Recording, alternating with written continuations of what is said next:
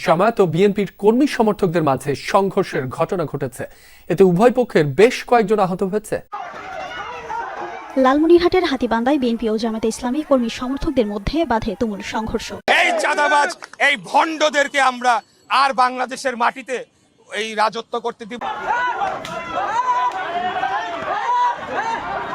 আওয়ামী লীগবিহীন ফাঁকা মাঠ, তবুও নির্বাচনী মাঠ উত্তপ্ত।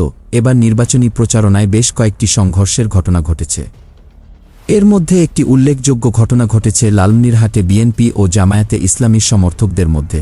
প্রচারণা চলাকালীন উভয় পক্ষের কর্মী সমর্থকরা বাঁশসহ দেশীয় অস্ত্র নিয়ে একে অপরের উপর ঝাঁপিয়ে পড়ে। এতে দফায় দফায় সংঘর্ষ হয় এবং বেশ কয়েকজন আহত হন। লালমনিরহাটের হাতীবান্ধায় বিএনপি ও জামায়াতে ইসলামী কর্মী সমর্থকদের মধ্যে বাধে তুমুল সংঘর্ষ। দফায় দফায় চলা এই সংঘর্ষে আহত হয়েছেন অন্তত 10 জন। গেল রোববার বিকেল 4:30টার দিকে উপজেলার টংভাঙ্গা ইউনিয়নে টংভাঙ্গা গ্রামে এ ঘটনা ঘটে। খবর পেয়ে লালমনিরহাটে জেলা প্রশাসক ও জেলা রিটার্নিং কর্মকর্তা এইচ.এম. রাকিব হায়দার, লালমনিরহাটের পুলিশ সুপার মোহাম্মদ আসাদুজ্জামান ঘটনাস্থলে যান। এ ঘটনার পর এলাকায় অতিরিক্ত পুলিশ মোতায়েন করা হয়েছে। পাশাপাশি র্যাব ও বিজিবির সদস্যরা টহল বাড়িয়েছেন। পুলিশ ও স্থানীয়রা জানান, লালমনিরহাট 1 অর্থাৎ হাতীবাঙ্গা ও পাটগ্রাম আসনে জামায়াত ইসলামী মনোনীত প্রার্থী আনোয়ারুল ইসলামের পক্ষে কয়েকজন নারী কর্মী বিকেলে টংভাঙ্গা গ্রামে প্রচার চালাচ্ছিলেন। এই সময় বিএনপির প্রার্থী হাসান রাজীব প্রধানের এক কর্মী বাড়িতে গেলে তাদের বাধা দেওয়া হয়। পরে এ নিয়ে বিএনপি ও জামায়াতের স্থানীয় নেতাকর্মীরা বাকবিতণ্ডায় জড়ান। এক পর্যায়ে লাঠিসোঁটা নিয়ে দুপক্ষ সংঘর্ষে জড়ায়। এতে উভয় পক্ষের কয়েকজন আহত হন। এই সময় কয়েকটি মোটরসাইকেল ভাঙচুর করা হয়। পরে পুলিশ ঘটনাস্থলে গিয়ে পরিস্থিতি নিয়ন্ত্রণে আনে। হাতীবান্ধা থানার ভারপ্রাপ্ত কর্মকর্তা শাহিন মোহাম্মদ আমানুল্লাহ বলেন, বর্তমানে পরিস্থিতি নিয়ন্ত্রণে আনা হয়েছে। এ ঘটনায় এখন পর্যন্ত কোনো পক্ষ থানায় লিখিত অভিযোগ করেননি। এদিকে এবার এই হামলার বিষয়ে জামায়াত নেতাদের ধুয়ে দিলেন ঢাকার মেয়র ইশরাক। তিনি বলেন, জামায়াতের মতো ভণ্ডচাঁদাবাজদের বাংলার মাটিতে রাজত্ব করতে দিব না। এই চাঁদাবাজ, এই ভণ্ডদেরকে আমরা আর বাংলাদেশের মাটিতে এই রাজত্ব করতে দিব না। অত্যন্ত কুরুচিপূর্ণ, অত্যন্ত বাজে মন্তব্য করেছে। তার উচিত জাতির সামনে দাঁড়িয়ে ক্ষমা চাওয়া। একটি প্রতিপক্ষ দলের একজন প্রার্থী আমার ব্যাপারে কিছু একটা মন্তব্য করেছে। তো আপনি যার কথা বলছেন, আমি ব্যক্তিগতভাবে মনে করি তিনি মানসিক বিকারগ্রস্ত, তার চিকিৎসার প্রয়োজন এবং এই চিকিৎসার মাধ্যমে যাতে একটা সৌহার্দ্যপূর্ণ পরিবেশে কিভাবে রাজনীতি করতে হয় এবং ভাষাগত দিক থেকে কিভাবে প্রতিপক্ষর উদ্দেশ্যে কথা বলতে হয়, এই বিষয়গুলো তাকে শেখানো দরকার। সেই শেখানোর আগে তার মানসিক চিকিৎসা দরকার বলে আমি মনে করি। ইনশাআল্লাহ আমরা বিশ্বাস করি যে সকল শক্তির মূল চাবিকাঠি জনগণের কাছে থাকা উচিত এবং জনগণ যাকেই ভোট দিবে সেটা যেই হবে, কিন্তু একটা সুষ্ঠু, সঠিক, নিরপেক্ষ, গ্রহণযোগ্য নির্বাচনের মাধ্যমে জনগণ যাকেই বিজয়ী করে আনবে আমরা মাথা পেতে মেনে নেবো ইনশাল্লাহ। কারণ আমরা জনগণের ক্ষমতায়নে বিশ্বাস করি, আমরা গণতন্ত্রে বিশ্বাস করি। আমি মনে করি বাঁচা মরা মহান আল্লাহ তাআলার হাতে। আমরা এই বাঁচা মরা মৃত্যুকে মেনে নিয়েই আন্দোলন সংগ্রামে ঝাঁপিয়ে পড়েছিলাম বিগত দিনের স্বৈরাচার বিরোধী আন্দোলনে।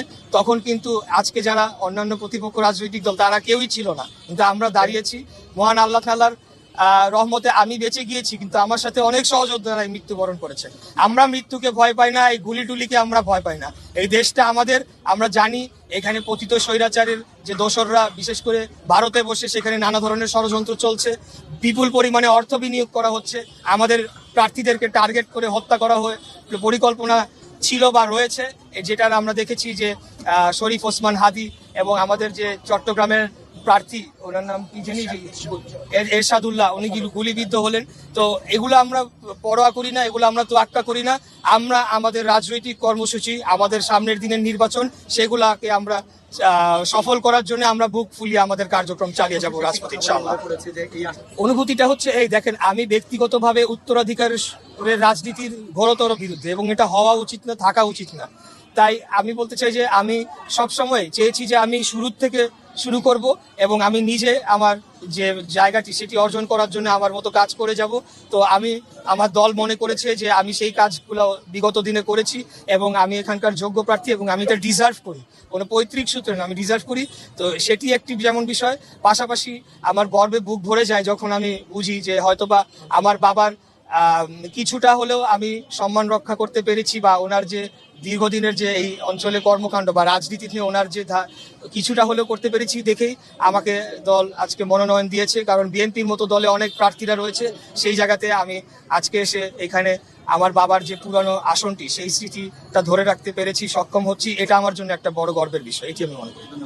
প্রথম কথা হচ্ছে যে, প্রথম প্রশ্নটি হচ্ছে যে যদি ঢাকা 6 ঢাকা 8 চাঁদাবাজের আখড়া হয়ে থাকে সেটার দায় দায়িত্ব এই বর্তমান সরকারকেই নিতে হবে, কারণ আইন শৃঙ্খলা সেটিকে বাস্তবায়ন করার দায়িত্ব সরকারের, এটা কোনো রাজনৈতিক দলের নয়। আর জামাতের নেতা যদি জামাত যদি এই কথা বলে থাকে, তাহলে বর্তমানে সরকারি দল যদি বলতে হয় সেটা তো জামাত, তার মানে জামাতই ঢাকা 6 এই চাঁদাবাজ এই ভণ্ডদেরকে আমরা আর বাংলাদেশের মাটিতে এই রাজত্ব করতে দিব না। এই ভণ্ডদেরকে যারা ধর্মের নামে চাঁদাবাজি করছে, লুটপাট করছে, বর্তমানে সরকারি থেকে তারা ক্ষমতা ভোগ করে সব জায়গায় দখলদারিত্ব করছে, ব্যাংক দখল করেছে, হসপিটাল দখল করেছে, আপনার বিভিন্ন ফাইন্যান্সিয়াল ইনস্টিটিউশন দখল করেছে এবং সামনে একটা লেবাস ধরে জনগণকে বোকা বানাচ্ছে, প্রতারণা করছে। এদের বিরুদ্ধে কঠোর ব্যবস্থা নেবে।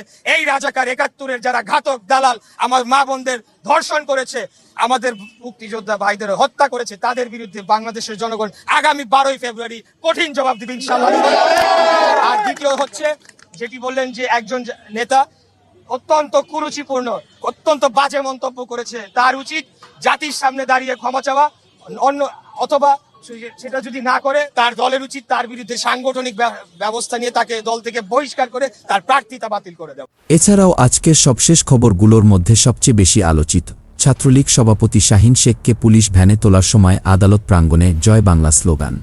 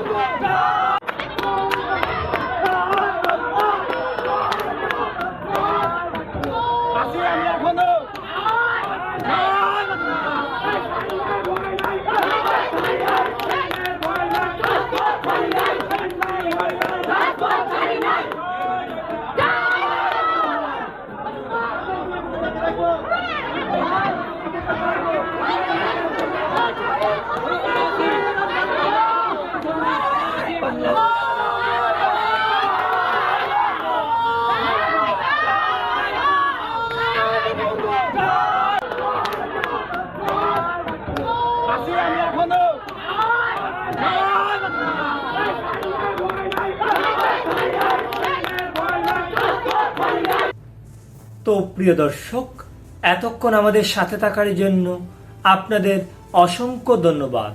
আর হ্যাঁ, আজকের এই উক্ত বিষয়গুলো আপনাদের কেমন লেগেছে তা অবশ্যই আমাদের কমেন্ট করে জানাতে ভুলবেন না।